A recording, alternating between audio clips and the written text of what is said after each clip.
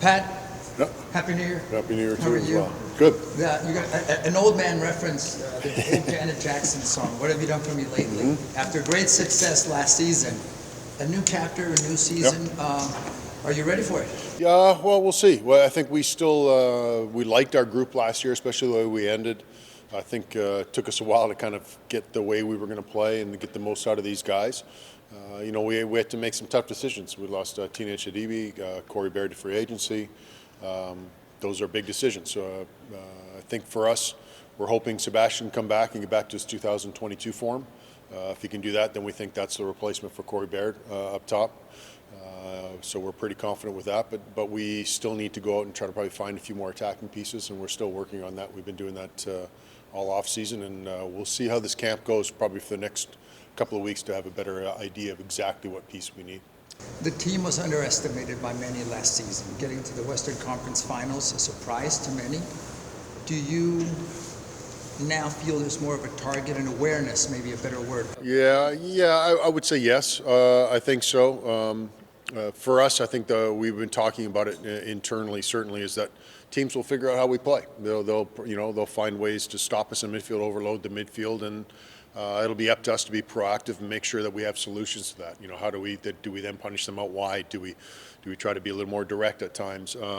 So there's certainly things that we'll be focusing on in this preseason, as we do expect that. We expect teams will adapt, as happened, to Austin last year and happens to a lot of the good teams. I still think we are still a few pieces away from being a team that can contend on a regular basis, and that's something that we'll be working on, I think, here moving forward in the next couple of months.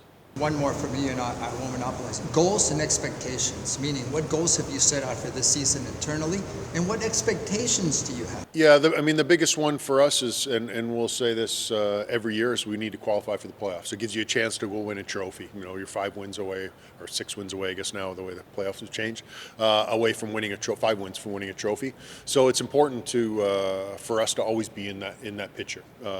So finding a way to make sure we're in the playoffs. That's number one.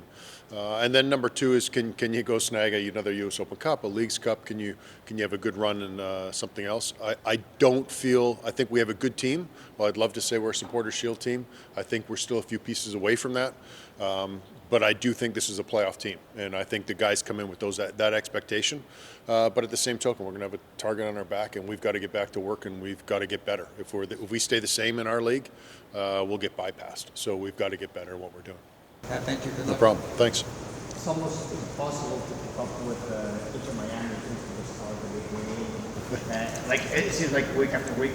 But can people expect there's something like a big name coming for the season? Well, yeah, it's probably a good time to go over our salary cap structure. So for us, our 2 designated players are Hector Herrera and Sebastian Ferrer. Those are our 2 designated players. For us to then be able to open up what are called YPS slots, U22 initiatives, which we have Nelson Quiones and Aliu. So if we have those 2 guys, therefore we can't have a max DP like Miami is choosing to go that route, or it seems like they'll be choosing to go that route. We'll see what happens in the next 6 weeks for them.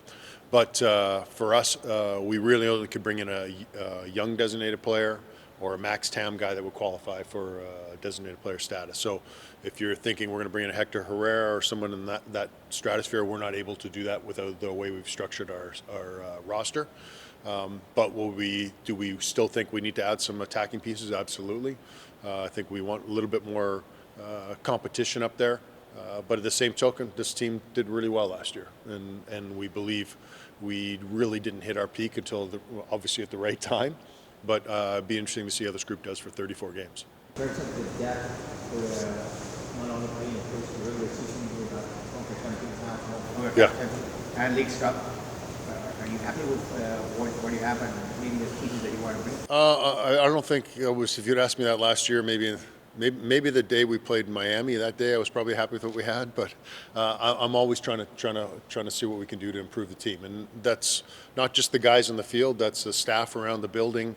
We get great support from our owner, but it's for us. We're always trying to find ways to get better. How can we be more efficient with the cap? How can we be more efficient with who we sign, how we sign them? Can we be more efficient with our game model? So I think for us internally, we still have a long way to go where we want to be. I mean, we want this club to be kind of like we were 15 years ago when, you know, people were like, okay, that's the team to beat. I still think we'll have a target on our back. Alex, to your, he's gone, he's disappeared there. You know, I think we'll have a target on our back, but we're still not that. We want to get to a point where people say that's the team to beat in our league. That's the model franchise. So we still got a long way to go. A few moments ago, you mentioned that you believe this is a playoff team for sure. Yep. Maybe not the supporter shields team yet. Yeah. Having that in mind, and how much maybe urgency there is, you mentioned you're still looking for more people up front and whatnot. How much urgency is it to maybe kind of try to improve the team to be able? Yeah, I mean, there's urgency, but we also want to make sure that we make the right decisions and that they fit well. One of the strengths of this group was the team chemistry. And I think for those of you that saw this group, they did a great job of kind of coming together, and you could see in the goal celebrations. You could see after the games, if you were fortunate enough to be in our locker room after Miami, and even after when we lost to LAFC. This group cares about one another, and that's important. So you want to be really careful with the guys you bring in that aren't going to upset that chemistry.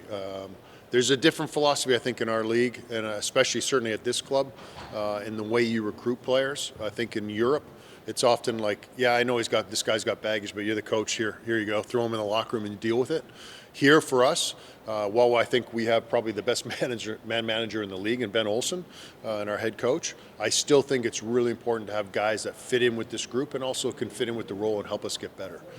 So we're really careful in terms of how we recruit, and you know, if we can keep increasing and having more hits than misses with our recruitment, then I think this team has a bright future ahead of it. As a former player and now in your role in the front office, that balance between chemistry and team and then maybe talent on its own, how do you balance it, and which one can move you further? Yeah, that's a good question. That's a good question. It's kind of what Ben Asher Mendelson, the technical director, and I talk about all the time. I think for us, you know, we still see some players that we know we need from an attacking standpoint. I think that could help us get better. But at the same token, it's important that, as I mentioned earlier, that guy is going to be able to fit in, and he's going to understand that this group, this group is hungry. They enjoyed last year, but they also know like last year is last year, and now it's a brand new chapter for this club. Last one for me. Yeah, no problem. How soon are you looking to maybe make some acquisitions? Well, certainly in this window. So I'd love to say right now, to be honest, we don't have anything that's percolating or in the midst of something happening. We have a lot of kind of what's the expression again? Within the fire, you got goes. Thank you.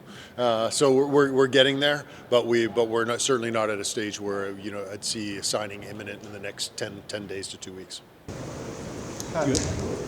Speaking about that, are there any certain regions where you're looking into? We like South America. I think it fits well with our club and the locker room, and I think it fits well with our city. I think guys feel very comfortable when they come here, and especially if they're Spanish first speakers or Portuguese first speakers, they feel comfortable in our group. And I go back to the staffing. We talked about that. We've hired 4 new staff. 3 of them are Spanish speakers. Like, it's just important for us to have that culture here, especially when the GM butchers Spanish all the time. So I think it's important to make sure that you have that these guys feel welcome. And it's also a cheaper market for us in the reality. For us to go to Europe and try to compete with guys that are going to top 5 leagues is difficult, whereas a lot of younger players, especially from South America, see MLS as a springboard to the top 5 league. So we're very fortunate. We go down and make these pitches to players there. They see the value of MLS. Good question, though. Pat, on the topic of transfers, do you anticipate any departures? There's reports of Thor being enough for him. Coco's always out there. I know. We've talked about Coco like the door blue in the face. But for us, full transparency, we haven't got an actual offer at this stage. We have a good working relationship with Coco and his agent. We've agreed on a price and the range anyways that we're all comfortable with. We think it's fair for both parties. And unfortunately, we haven't been able to entice that. Maybe the summer's a better market for him. It's tough in January sometimes. But that's something I think for all parties. Like I said, we have a target that we're going after, and we'll see if that happens. So that's a possibility. Thor, I know that's been reported out there. He's still our player until something like that happens. It's a league I actually visited about 8-9 months ago it's an interesting market, Hungary. It's a good stepping stone into the secondary markets in Belgium and Holland. So for us, with a player like Thor, if that's what ends up happening, for us, I think it would be really important to make sure that we're kind of protect ourselves for sell-on rather than hoping to get any big number at this point. Two homegrown signings. What does this say about the development of the club and the players? Yeah, we're getting there, is what it probably says. We still have a long way to go. I think this market is, we're working on tapping into this market. I don't think we're still there yet. I think we've, one of the big things we did last year is we got out of the youth game. I think that was a big positive step. The feedback we're getting from the rest of the clubs in the market is, okay, now we want to work with you rather than hiding our best players. But at the end of the day, we still need to get these guys. It's great we signed them, but when we get influence on the field with the first team, that's when we know we've made it. So, you know, we had Memo Rodriguez who ended up leaving, coming back, and again, if that's our kind of our golden star so far, or guiding light, I still think we need to shoot higher. I think this market can produce players that can not only excel in MLS and with our club, but can go and excel in other leagues. So we're getting there. I'm pleased with the progress, but I still think we got a long way to go. What did you see in them in terms of fit? I know that Kieran did practice with the first team Yeah. last season. So Kieran's, he was kind of already developed here before I arrived. I think for him was. He'd worked really hard in college, and it's a great school, Georgetown, fantastic program. Brian Weiss does a great job there. So I think for him, he had kind of set himself up saying, okay, I'm ready to come in January. He could have gone back for another year, but it would have been almost a wasted year for him. So I think for his next step now is to see if he can break in with the first team. It's going to be difficult. We've got a lot of left backs. It'll be challenging for him, but what we're doing a better job is being more intentional with the second team to making sure there's an opportunity. Okay, if he's not playing for the first team, he's going to get regular minutes with the second team. And I think last year we've been pretty open about it. Brooklyn Reigns is a young kid we have. I think we've done we did a really good job the first year we had him, and then last year we kind of lost our way in terms of making sure. So I think this year we'll do a much better job being intentional with those guys. How do you do that? How do you be more intentional with it? You have more meetings, and you make sure, like, if a player isn't going to be in the first team, that you're making sure he's fresh and ready to go. So he's training for the last couple of days with the second team, and that he's ready for 90 minutes. I think sometimes last year, Brooklyn was in a strange place for us. So while he had a good season, we kind of lost out and didn't develop because he didn't get enough playing minutes. But he was on the bench a lot for the first team, and we're in Seattle, and we come back, and the second he's playing on the Sunday. Would have been beneficial. That's the argument and discussion is would have been beneficial to say, don't travel to Seattle, stay here, train with the second team, get 90 minutes on Sunday, and we figure it out in that one first team game. There's also an argument to be had if you're a head coach. You're saying, I want my best substitute player on the bench, and if he doesn't play, he doesn't play. So that's something we have to be a little more intentional with, and hopefully we'll get that right this year. Pat, two quick ones, if I may. You mentioned Sebastián Ferreira. How are you going to integrate him into the team? What's the plan? What's the idea, especially after last year? Get on the field and give him minutes. I mean, I think last year, and to be fair to Ben, he doesn't have the history. I mean, we didn't see him in 2022. So when he came in, he said, okay, show me in preseason. And to be fair, Sebastián had a very, very disappointing preseason. This year, I know, certainly for the first day yesterday, I think he scored 4 or 5 goals. He just looks a lot sharper. I think he's hungry. I think he's a little disappointed in the way the season went for him. Down at Vasco, he went on loan to Vasco da Gama, and he struggled. He didn't score there, didn't get a ton of minutes. So I think he has a lot to prove in his career. I mean, this is an important year for him. He's still a relatively young player. Probably still has another 7-8 years to play in front of him. But if this year doesn't go well for him, it's going to be difficult for him to be able to recoup that career and get going back where I think he can go. You see him getting the opportunities and the services? Yeah, listen, part of it is we have to own it a little bit, and maybe it's playing him whether he deserves it or not, but getting him minutes to try to push him, and hopefully he can get back to that form. But the reality is, I'm never going to tell a head coach who he has to play. That's his decision. That's why he's hired. Will I kind of push and prod? Of course, as he will for me, and saying where are the players that you're saying we're going to get. So, we have a great relationships. But for him, I think for Sebastián, he's got to earn his minutes. And then I think with this group, the way we played certainly in the last half of the season, he'll get opportunities to score. Corey Baird got opportunities to score with us, and to be fair to Corey, did a great job putting him away. Now Sebastián's going to get that opportunity. My last one, if I may, my last one. As defending Lamar Hunt U.S. Open Cup champions, what's your feeling on the dispute, if you will, the disagreement between MLS and U.S. soccer? Yeah, well, I mean, we're in with the club and the ownership group and myself and coaching staff. We back the league. The league is. I'm not privy to those conversations. I don't know the history of what's going on behind. Would we like an opportunity to defend the title? Absolutely. We were proud of that trophy, as the club was in 2018. Is that correct? In 2018, we're proud of that trophy, and we like an opportunity to go defend it. Now, what form that takes place, I'm not sure. It seems like it's not going to be MLS Next Pro. We're hopeful as a club that we get a chance to go after it, but at the end of the day, it's MLS's decision, and we're clearly one of 29 teams, and we will support the league. Pat, quickly, and I apologize, but fans want this to happen. It talks about anybody in this country has the opportunity. You're talking to a guy who won it with a second division team in '99, yes. Of course I have a soft spot for it. It's a great tournament. Yeah, it's a great tournament. It's a great tournament, but I also think our league is now focusing on Leagues Cup a little bit.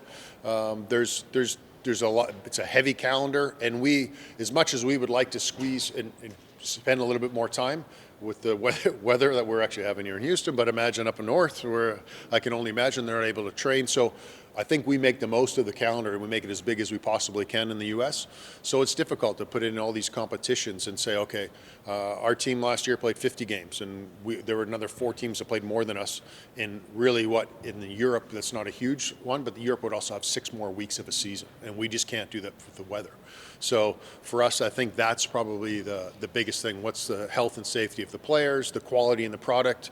If we start trying to jam in another 4 or 5 more games and we're playing 56, 58, 60 games a year, the quality in the product is going to get pretty poor, and we just don't have the rosters to support that.